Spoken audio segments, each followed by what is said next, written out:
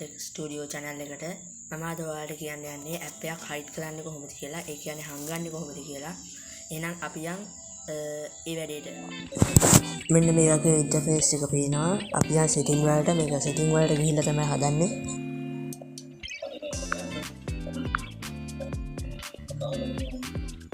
ඔයාලා ඊට පස්සේ search bar එකට ගිහිල්ලා මෙන්න මෙම hide app කියලා ගහගන්න. ඒ hide app කියලා ගහන්න කලින් ඔයාලා phone එකේ මෙහෙම ඉඳ පෙන්නන්නම්. ඔයාලට මෙන්න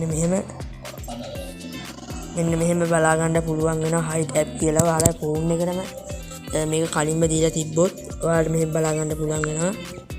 නැත්තම් අපි hide app කියලා ගහන්න ඕන.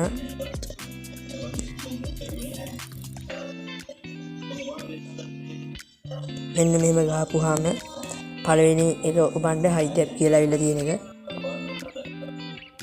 මෙන්න මේක.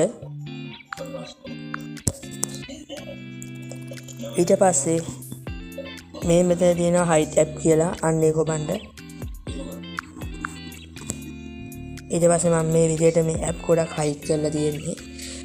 මම ඔයාලට පෙන්නන්නම් අපි gallery එක hide කරමු. මෙන්න මෙහෙම ගිහිල්ලා මෙන්න මෙහෙම ක්ලික් කරලා ඔයාලට දාලා app එක ක්ලික් කරලා done දුන්නාම app එක hide වෙලා තියෙන්නේ. අන්න එහෙමයි hide කරන්නේ.